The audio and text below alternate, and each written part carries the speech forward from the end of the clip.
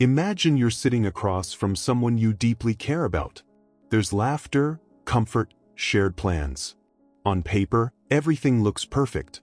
But one day, you sense him pulling away, not out of anger, not from lack of attraction, but as if an invisible wall has formed between you. You start to wonder, what actually makes a man fall in love?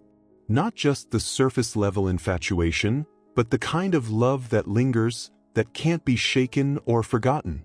For so many women, this question is a lifelong puzzle. They give their best, affection, understanding, devotion, only to watch the spark flicker, sometimes for no apparent reason. In that moment, doubt creeps in. Did I do something wrong? Was I not enough? Or was I too much? Most of us have been told since childhood that love is earned through effort. If you love him enough, if you're attentive, loyal, patient, supportive, he'll stay. And for a while, this script seems to work. You pour your energy into the relationship, believing that more effort equals deeper connection.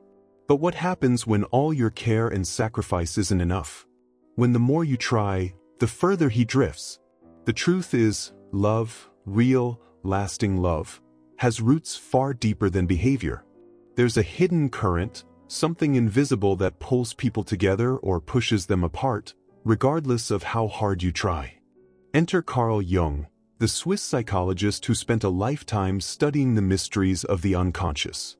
Jung's insight was radical. What draws two people together isn't just attraction, or shared values, or even fate.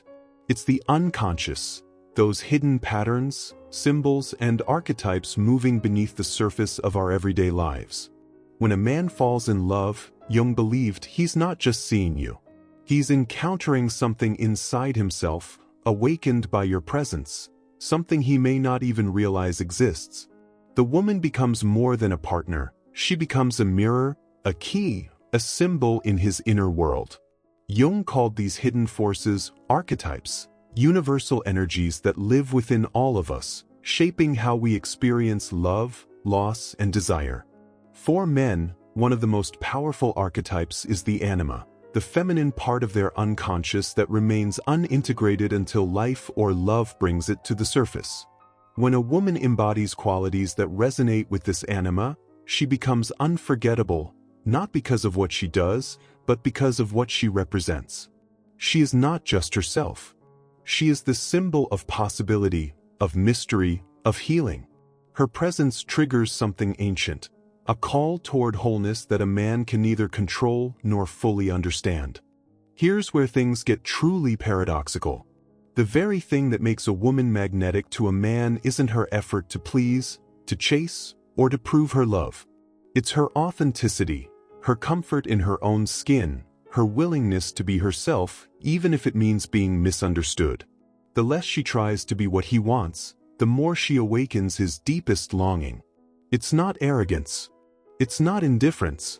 It's a kind of quiet power, a signal that says, I am whole with or without you. This energy disrupts his old patterns, pulling him in while also making him question everything he thought he knew about love. Why is this so hard for so many women to accept? Because we live in a world that rewards effort, sacrifice, and people-pleasing, especially for women. But in the language of the unconscious, the harder you try to be loved, the more you lose the essence that made you magnetic in the first place. Jung called this shadow work, facing the parts of yourself you usually hide and integrating them into your everyday life. When you repress your true self to fit someone else's expectations, you lose the spark that made you unforgettable. The irony is, the less you try to be loved, the more you are. Think back to a relationship where you felt seen, truly seen. Chances are, it wasn't because of what you did, but who you were when you felt most yourself. Men, often without realizing it, are drawn to women who reflect back something they're missing inside. This isn't about appearance or perfection. It's about resonance, a vibration, a sense of familiarity mixed with mystery. You become, in Jung's terms, a living archetype, the muse, the healer, the wild woman, the wise one. And even if the relationship ends, Your energy lingers in his psyche like a song that can't be forgotten. But here's the uncomfortable truth. When a woman triggers a man's unconscious, it doesn't always feel good. Deep love is transformative, not comfortable. It stirs up old wounds, exposes vulnerabilities, and sometimes makes him want to run. That's why some men withdraw just as the connection becomes real, not because they don't care, but because the feelings you awaken are too powerful to control. They run not from you, but from themselves, from the parts of their soul that are being called into the light. So what does this mean in real life? It means that if you want a man to truly fall for you, the answer isn't more performance or perfection. It's presence. It's the courage to stand in your truth, even if it means risking rejection. The more you own your flaws, your passions, your boundaries, the stronger your energy becomes. This authenticity is magnetic, not just for him, but for anyone ready to meet you on that level. Men, like women, are often conditioned to seek control in love, to pursue, to conquer, to define their worth through what they can win. But when they encounter a woman who doesn't need them to be whole, it destabilizes their script. Suddenly, they are not the hero, they are the student, the seeker, the one being changed. Some men rise to the challenge. Others retreat, feeling threatened by what they cannot possess. But the mark remains. Your presence has changed him even if he never admits it. And what about when you leave? Many women believe that if a relationship ends quietly, without drama or closure, it means they didn't matter. But often, the deepest impact is made by the ones who walk away with dignity. When you leave not out of anger, but out of self-respect, your energy remains in his life like a quiet lesson. He may distract himself, move on, but something about you, your calm, your truth, your absence, continues to echo. This is not manipulation. It's the power of authenticity working at the level of the soul. Carl Jung taught that the unconscious is always at work, shaping our dreams, our desires, and our memories. When a woman becomes an archetype in a man's life, she doesn't just disappear. She becomes part of his internal landscape, a symbol of what's possible, what's missing, what he must one day integrate to feel whole. Months, even years later, he may find himself thinking of you, not out of regret, but out of a strange, bittersweet gratitude. You were a turning point, the before and after in his emotional story. Here's a paradox. Sometimes, the absence of a woman speaks louder than her presence ever could. When you refuse to settle for less, when you leave because staying would mean betraying yourself, you leave a mark that no amount of new relationships can erase. Your dignity, your boundaries, your silent goodbye, all become lessons he carries long after you're gone. Not all men will understand it. Not all will change. But the ones who do will never love the same way again. So what happens next? For some men, your departure is the start of a journey inward. He begins to question his patterns, his wounds, his fears. He reads, he reflects, he wonders why nothing else fills the space you left behind. Jung called this individuation, the process of becoming whole by facing the shadow, integrating what's been denied. Your role wasn't to save him, but to awaken him to what's possible. Whether or not he follows that path is his choice. But the invitation remains. This journey isn't easy for either of you. There are nights of doubt, moments of longing, days when you wonder if you made a mistake. But growth rarely feels good in the moment. It's only in hindsight that you see the wisdom in your choices, the necessity of your boundaries, the courage in your authenticity. You begin to understand that real love is not about possession, but about presence. Not about staying at all costs, but about honoring your truth. Over time, the man you once loved may look back and see you differently. No longer as the one who got away, but as the one who awakened something essential. He remembers your silence, your smile, your unwillingness to compromise your soul. He may not have the words for it, but he feels the change. He finds himself craving depth, honesty, and real connection, inspired by the energy you once brought into his life. If you've ever doubted the impact you've had on someone's heart, remember this. The women who leave the deepest marks are not the most beautiful or perfect. They are the most authentic. The ones who refuse to betray themselves, who walk away when their soul requires it, who love without needing to be needed. They are remembered not because of what they did, but because of who they were, whole, wild, real. One of the most attractive qualities a woman can have is the freedom to choose, not out of arrogance, but out of wholeness. When you are at peace with yourself, when you don't need validation to feel complete, your energy shifts. You no longer chase love, you invite it. You no longer accept crumbs, you wait for a feast. This freedom is both enchanting and intimidating. It draws in those who are ready and repels those who are not. It's easy to believe that to be loved deeply, you must be flawless. But in reality, it's your imperfections, your vulnerability, your willingness to be seen as you are that create true intimacy. When you stop performing and start being, you make space for real connection. Some people will be drawn to your light.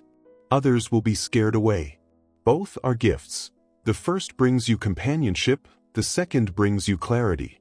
There's a quiet bravery in letting go of relationships that no longer honor your truth. Society teaches us to fight, to fix, to hold on. But sometimes, the most loving thing you can do, for yourself and for the other person, is to walk away. This is not giving up. It's choosing peace over chaos, dignity over desperation. And in that choice, you embody the highest form of self-love. Why do some men become obsessed with women who don't try to please them? Because you represent freedom, unpredictability, and depth. You are the opposite of comfort zone love. Instead of playing a role, you invite him to grow. This can be exhilarating or terrifying. Some men try to possess you, others try to change you, but the ones who truly see you will rise to meet your energy. Even when the relationship is over, your energy continues to echo in his unconscious. He may date other women, distract himself with work, but nothing fills the space you left. This isn't because you were better. It's because you were authentic. You touched a part of him that no one else could reach, not by trying, but by being. Every profound connection is an invitation to grow. Sometimes, that means growing together. Sometimes, it means growing apart. When you choose yourself, you give others permission to do the same. When you set boundaries, you teach by example. And when you walk away, you open the door for healing on both sides. Maybe you've never told your story. Maybe you thought your impact was forgotten. But the truth is, every act of self-respect leaves a mark. Every time you choose authenticity over approval, you ripple out change, seen or unseen. Your story matters not just for you, but for everyone who hears it. If you feel called, share your experience. Your truth could be the mirror someone else needs. Healing after a soulful goodbye takes time. There are days when you miss the connection, nights when you question your choice. But slowly, your energy returns. Your heart softens. You realize that you are not defined by who stays or leaves, but by how true you are to yourself. This is the essence of Jung's wisdom: individuation, becoming fully yourself. For many men, the end of a relationship with an authentic woman becomes the start of an awakening. They begin to ask deeper questions. What did she represent? What did I fear? What am I still running from? These questions are uncomfortable, but they are the beginning of real change. Jung believed that every loss contains a seed of transformation. The pain becomes the teacher. Presence is more powerful than perfection. The women men remember are those who were fully alive, fully present, not afraid to be themselves. It's not about drama or detachment, but about a grounded energy that says, I am here and I am enough. This presence lingers in the memory long after words are forgotten. The greatest lesson in all of this? Real love cannot be possessed. It cannot be demanded or bargained for.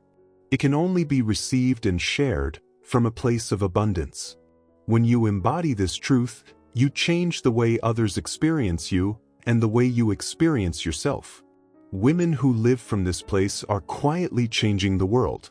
They are rewriting the script of love and relationship, not by fighting, but by being. Their energy is revolutionary, not because they try to be different, but because they refuse to be less than themselves. This is the power of feminine wholeness. So if you're listening to this and recognize yourself, know that you are not alone. The journey of authentic love is not easy, but it is worth it. Your story, your boundaries, your truth, they all matter. And in sharing them, you invite others to do the same. If this message touched you, let it linger a while. Share your story in the comments, not just a few words, but your real experience, the questions, the heartbreak, the moments.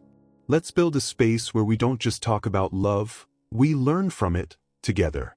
If you found value here, subscribe, like, or share, not out of obligation, but because you truly choose to. Your voice could be the mirror or the encouragement someone else needs. Thank you for being here, fully, honestly, and exactly as you are.